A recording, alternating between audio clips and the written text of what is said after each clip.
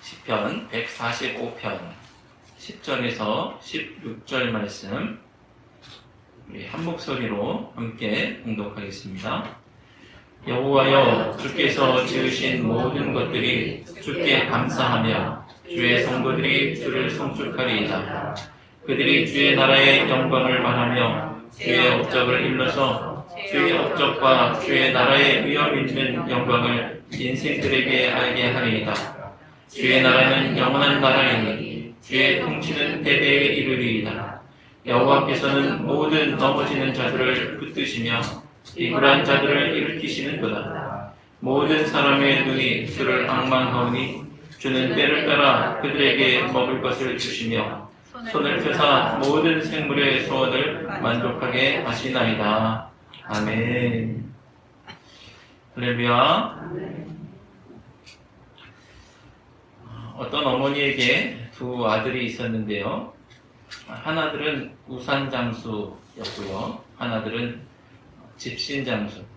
또 어떤 이야기에서는 소금장수라고도 하더라고요. 그렇게 두 아들이 있었습니다. 어떤 사람이 보니까 이 어머니 표정이 그렇게 좋지가 않습니다. 왜 이렇게 표정이 안 좋을까요? 비가 와도 걱정. 네. 비 오면 비 오는 대로 걱정, 해가 쨍쨍하면 해가 쨍쨍한 대로 걱정. 화창한 날은 우산장수 아들을 걱정하는 것이고 비 오는 날에는 집신장수 아들을 걱정합니다. 그러니까 늘 우울하죠. 하지만 이 이야기의 교훈은 똑같은 상황에서 비관적인 부분만 보는 것이 아니라 긍정적인 부분을 보면 인생이 더 풍요로워지겠다라는 것이죠. 여러분의 인생 가운데에도 분명 좋은 일도 있을 것이고요. 안 좋은 일도 있을 줄로 압니다. 그럴 때 좋은 일로 인해서 기뻐하는 우리 모두가 되기를 바랍니다. 자, 코로나19가 대유행하면서 많은 힘든 시절을 보내고 있죠. 무더위 또 겹쳐서 지금 저희도 덥지만 역시 생각되는 것은 우리 의료진들 그 방호복 같은 거 이렇게 입고서 너무 힘들게 봉사하고 헌신하겠다 이런 생각을 하게 됩니다. 이런 상황이 어쩔 수 없다는 것을 알지만 또 방역수칙과 또 사회적 거리두기 이런 것들이 원망스러운 것은 또 사실이죠.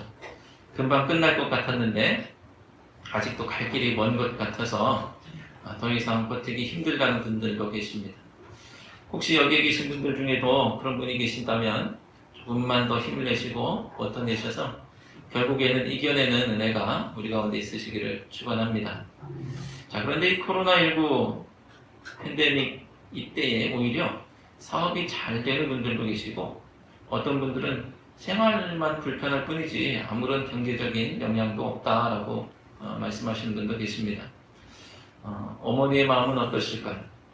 잘 되는 분들에 대해서는 잘 되니까 기쁘실 테지만 안 되는 분들에 대해서는 안 되니까 또 걱정이 한가득이실 겁니다. 자, 하나님 아버지의 마음도 이와 비슷하시겠죠.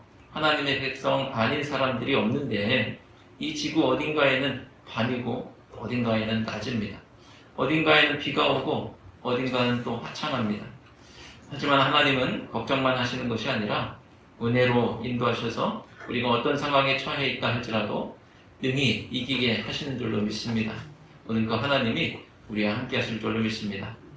시편 145편은 하나님의 속성에 대해서 찬송하는 내용이에요. 하나님을 찬송할 이유를 열거하라고 한다면 우리의 지혜가 짧아서 그렇지 무한한 찬송의 이유가 있을 것입니다. 자, 그런데 특별히 오늘 본문은 시편 기자가 하나님을 찬송할 것을 다짐할 뿐 아니라 주님 나라의 영광과 업적을 모든 사람들에게 알게 해야 되겠다 이런 의지를 불태우고 있는 것을 보게 됩니다. 자, 시편 기자는 도대체 하나님이 어떠시길래 그분을 찬송하겠다는 것이고 또 사람들에게 무엇을 알게 하기를 원하는지 오늘 말씀을 통해서 알아보려고 합니다.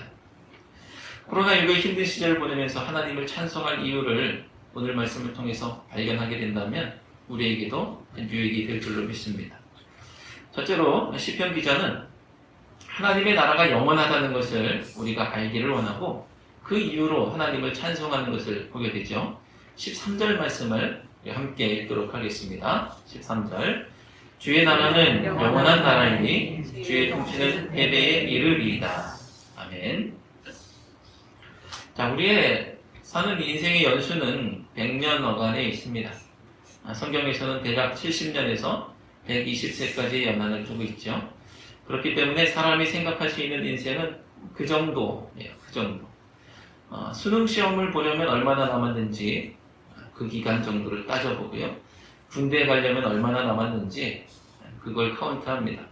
아이들이 커서 취직하려면 얼마나 남았는지, 또 내가 은퇴하려면 얼마나 남았는지, 또 그 기간을 가지고 계획하고 그 기간 안에서 승부를 보려고 하고 그 기간의 가능성 때문에 울기도 하고 웃기도 합니다. 그 기간에 실패하면 모든 것이 끝난 것이라고 생각하기도 하죠. 작년에 생각하기를 코로나19가 연말에는 끝나겠지. 올해 들어서 생각하기는 코로나19 대유행이 이제 여름쯤이면 끝나겠지. 그 가능성, 그 소망, 이것이 무너지면 우리 인생도 무너지는 것 같습니다. 하지만 우리 인생은 그렇게 유한한 기간을 놓고 승부를 볼 수 있는 것이 아니고 희비가 엇갈리는 것도 아닙니다. 입시에 실패했다고 인생이 실패한 것이냐? 그렇지가 않죠. 취업에 실패했다고 실패한 인생이냐? 그렇지도 않습니다. 결혼을 유지하는 것에도 실패하는 경우들이 있죠. 그게 끝난 것이냐? 그렇지가 않습니다. 코로나19로 나락에 떨어졌어도 끝이 아니라는 거예요. 우리에게 예수님이 없었을 때 그때는 우리 인생이 그렇게 제한적이고 작은 일 하나에 웃고 울어야 하는 절박함이 있었겠지만 우리 인생에 예수님께서 들어오신 순간, 엄밀히 말해 우리가 예수님 안으로 들어간 순간 우리 인생은 영원에 맞닿게 되고 영원으로 이어지는 것입니다. 우리 인생이 영원에 맞닿아 있지 않을 때 우리 인생은 아무런 의미가 없는 것이죠. 어떻게 살든 상관이 없어요.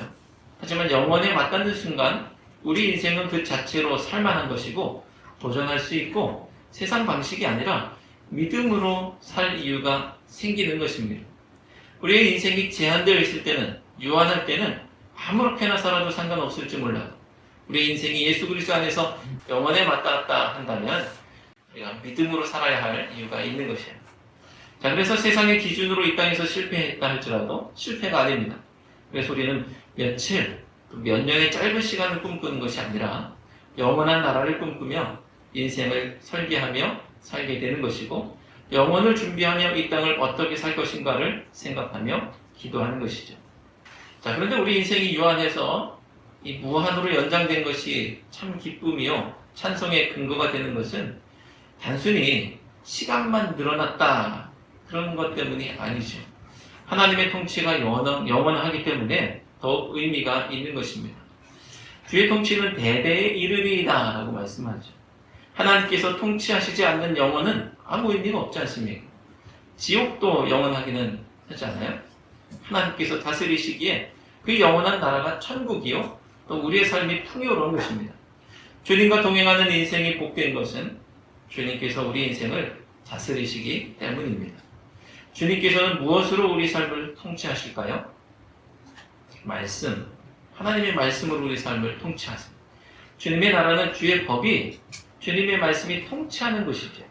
세상의 원리가 내 인생을 통치한다면 아무리 수천 년을 산다 할지라도 끔찍할 뿐입니다. 생명수와 같은 말씀, 내 영혼의 양식인 말씀이 나를 다스릴 때 우리 인생은 비록 코로나19 팬데믹 상황 속에서도 천국이 될 수 있는 줄로 믿습니다. 사랑하는 성도 여러분, 코로나19만 끝나면 천국이 될까요? 조금만 더 참고 조금만 더 버티면 천국이 될까요?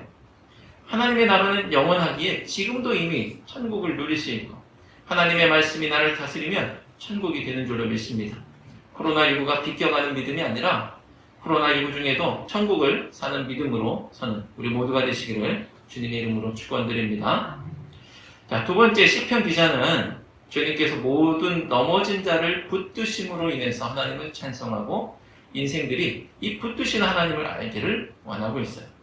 14절 말씀 함께 읽도록 하겠습니다. 14절 여호와께서는 모든 넘어지는 자들을 붙드시며 비굴한 자들을 일으키시는도다. 아멘. 자, 누군가 넘어졌습니다. 다가와서 손 내밀어서 일으켜 세워주는 것이 인지상정이죠. 하지만 인생을 살다 보면 넘어진 자를 일으켜 세우기보다는 그냥 방치하고 나아가서는 오히려 더 짓밟고 그 위에 올라서는 풍경을 보게 됩니다. 오늘 말씀에는 비굴한 자들도 일으키신다고 하는데 이 세 번역에서는 이 비굴한 자를 짓눌린 사람이라고 번역하고 있어요. 짓눌린 사람. 짓눌린 사람은 어떻습니까? 이 세상에 짓밟힌 사람의 편에 되어주는 사람이 누가 있습니까? 선거철에나 잠깐 이용하고 말죠. 오히려 더 짓밟습니다. 이 세상을 떠받치고 유지시키는 도구로 여길 뿐이죠. 그들을 짓밟는 사람들을 위해 돌아가고 있는 것이죠. 넘어지는 자들을 붙들어주는 것은 먼 나라 얘기, 짓밟힌 자들을 일으켜 세워주는 것은 동화나 교과서에나 있는 얘기일 뿐입니다. 그래서 우리는 불안에 떨며 살죠. 넘어질까봐 불안하고 또 넘어진 다음에는 다시 일어설 수 있을까 불안합니다. 자, 그래서 우리는 아파하며 삽니다. 짓밟혀서 아프고 그 현실을 벗어날 수 없어서 아프죠. 여러분 혹시 공동체 훈련 중 이제 의자 위에 올라선 누군가가 이제 눈 감고 모든 것을 다 맡기고 이제 넘어지는 거예요. 다른 사람들이 다 받쳐주는 그런 거 해보신 적 있으십니까? 못 해봤어도 보신 적이 있거나 알고 계실 거예요. 누가 의자 위에 올라가서 이제 눈을 감고 넘어지는 거예요. 뒤에서는 다 받치려고 준비하고 있습니다. 제가 본 어떤 영상에서는 사람들이 뒤에서 받치려고 다 준비하고 있는데 자 이제 됐어 큐 하니까 앞으로 넘어지더라고요. 왜 앞으로 넘어졌는지 모르겠는데 뒤로 넘어져야 받치는데 영상에서 그 재미있는 장면이 있었어요. 그런데 이 의자 위에서 눈을 감고 뒤로 넘어갈 때 얼마나 불안하겠어요. 불안하죠. 그래도 눈을 질끈 감고 맡긴다 해본다. 저 사람들이 받쳐주고 있으니까 내가 해볼게 하고서 합니다. 저는 그 훈련을 안 해봤지만 뒤에서 받쳐주는 것을 경험해보지 못한 사람은 정말 불안할 거예요. 그런데 한번 그 경험을 하고 나면 뒤로 넘어가는 것이 그렇게 큰 문제가 되지 않을 거예요. 오히려 재밌다고 한 번 더 하자고 또 하자고 그럴 수도 있을 겁니다. 이전까지는 넘어지면 맨바닥인 줄 알고 불안했는데 이전까지는 짓밟히면 다시 일어설 수 없을 것이라고 생각했는데 뒤에서 든든하게 받치고 있다면 얘기가 달라지는 것입니다. 자, 그런데 오늘 말씀은 하나님이 어떤 분이라고 말씀하고 계십니까? 여호와께서는 모든 넘어지는 자들을 붙드시며 또 비굴한 자들을 일으키시는도다. 우리 중에 어떤 분은 나는 아닐 거라고 생각하는 분도 계실 수 있습니다. 다른 사람 다 붙드시고 일으켜 세워주셔도 나는 아닐 거야. 내 평생 그런 일은 없었다. 은혜는 나만 비껴가는 것 같아. 이렇게 생각하는 분도 계실 수도 있습니다. 그런데 말씀은 모든이라고 말씀하고 있어요. 모든. 세 번역에서는 누구든지라고 하고 있어요. 모든 넘어진 자 누구든지. 하나님은 나만 빼고가 아니라 나를 포함한 모두를 붙드시는 줄로 믿습니다. 자, 믿음대로 되는 원리를 아시죠? 내가 믿으면 내가 그렇게 될 거야 라고 믿으면 그렇게 된다고 하는 원리입니다. 자, 그런데 그 믿음도 성경에서 말하는 원리대로의 믿음이어야 되겠죠. 그냥 내 욕심대로 구하는 대로 될 거야 라고 한다고 하면 안 될 거예요. 내 성경 말씀대로 내가 그렇게 될 줄로 믿어 라고 하면 그렇게 되는 거예요. 자, 성경이 누구든지 붙드시고 일으키신다고 하셨다면 그렇게 되는 것입니다. 그렇게 믿으면 돼요. 나는 안 붙드실 거야. 나는 안 일으키실 거야. 그러면 안 될 거예요. 하지만 나를 붙드실 거야.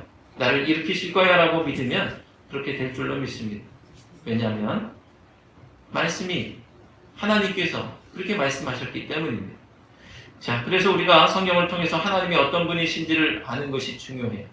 그래야 그 믿음으로 살 수 있고 그래야 그 하나님을 찬송할 수 있기 때문에 그렇습니다. 시편 기자는 오늘 그 하나님을 찬송하고 있고 우리가 그 하나님을 알기를 원하는 마음으로 그 하나님을 우리에게 전하고 있는 거예요. 사랑하는 성도 여러분, 사람을 믿고도 뒤로 넘어갔는데 사람을 믿고도 안심하고 뒤로 자기를 맡기는데 하나님을 믿고 믿음으로 살아보시지 않겠습니까? 넘어지는 사람은 누구든지 붙들어 주시며 짓눌린 사람은 누구든지 일으켜 세우시는 하나님을 의지하시고 그 하나님을 찬송하는 우리 모두가 되시기를 주님 이름으로 축원합니다. 세 번째로 시편 기자는 때를 따라 먹을 것을 주시는 하나님을 찬송하고 우리 인생이 그 하나님을 알기 원하고 있습니다. 15절 말씀이죠. 15절 말씀 함께 읽겠습니다.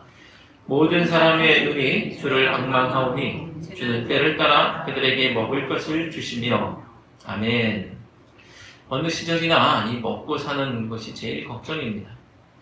주부 여러분, 밥 먹고 돌아서면 밥 걱정 또 하시죠? 아침 먹고 점심을 뭐 먹을지, 점심 먹고 저녁을 뭐 먹을지, 누가 끼니를 해결해 준다고 하면 그것이 복음 아니겠습니까? 자, 이것은 비단 지금의 문제일 뿐 아니라 시대를 초월한 문제예요. 어디를 가나 밥 문제, 무엇을 해도 밥이 문제. 그러니까 밥 먹고 합시다. 이게 유행어가 되겠죠. 밥 먹고 합시다. 자, 밥 먹는 문제는 성경에서도 중요한 문제였던 것을 보게 됩니다. 우리가 잘 알고 있는 오병이어 사건을 통해서 이 말씀잔치 한가운데서도 줄인 백성들을 먹이시는 이 현실적인 문제가 중요하게 대두되고 있는 것을 보게 되죠. 그런데 그럴 때마다 먹을 것을 주셨던 분은 하나님이셨습니다. 하나님이 사람의 방법으로 설명할 수 없는 놀라운 일들을 이루셨던 것을 보게 됩니다.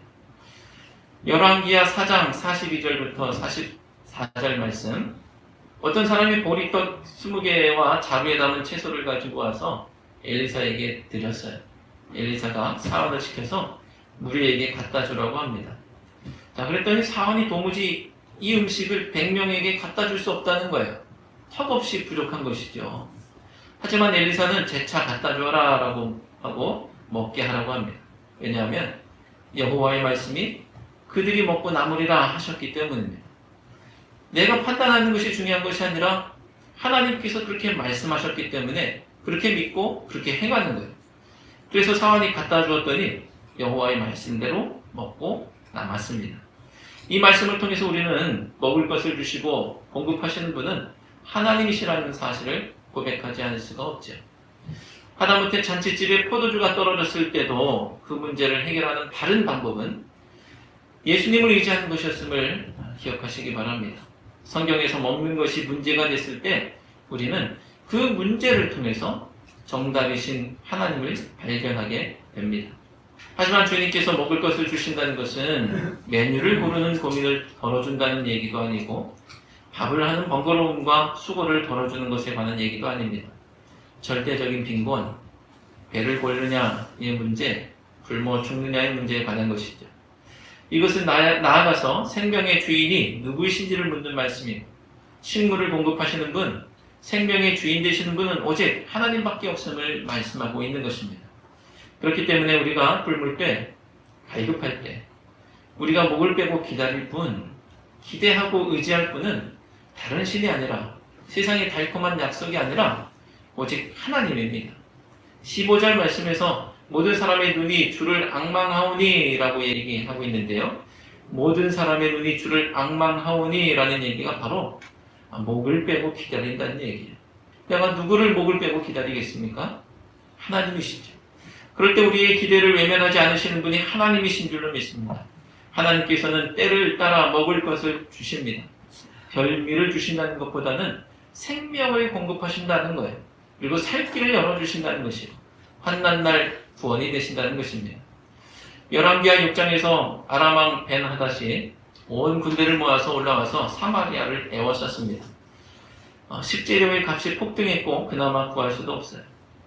굶주리던 여인들이 하루는 내 아들을 삶아먹고 다음 날은 내 아들을 삶아먹자고 했는데 남의 자식을 먼저 먹고 오늘은 내 자식을 못 내놓겠다는 그런 일이 벌어졌습니다. 그래서 이 문제로 왕 앞에 하소연하는데 이스라엘의 왕은 아니 여호와께서 너를 돕지 아니하시면 내가 무엇으로 너를 도우랴? 라는 정답을 알고 있었어요. 하지만 이 재앙이 여호와께로부터 나왔으니 어찌 더 여호와를 기다리리요? 어찌 더 여호와를 기다리겠느냐? 라는 불신앙의 모습을 보입니다. 정답을 알고 있었음에도 불구하고 여호와가 돕지 않으시면 아무 소용없다라고 정답을 알고 있었는데 여호와를 어떻게 더 기다리겠어? 라고 불신앙의 모습을 보여줘요.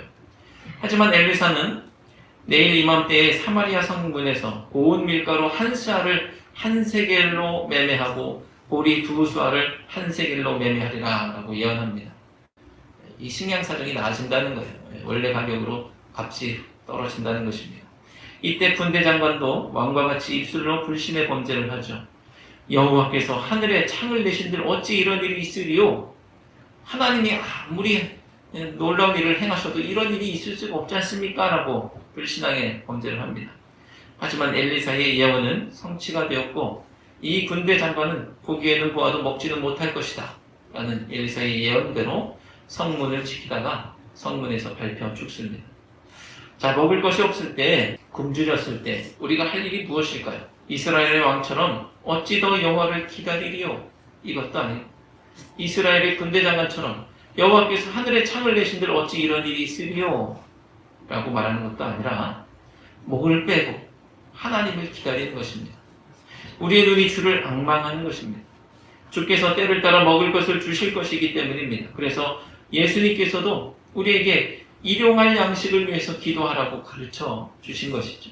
그것이 우리가 주님을 앙망하는 방법이기 때문에 그렇습니다. 사랑하는 성도 여러분, 사망의 음침한 골짜기를 걷고 계십니까? 굶주리고 갈급하십니까? 공급하시고 채우시며 생명 되시는 주님만을 앙망하고 기다리는 우리 모두가 되시기를 주님의 이름으로 축원합니다.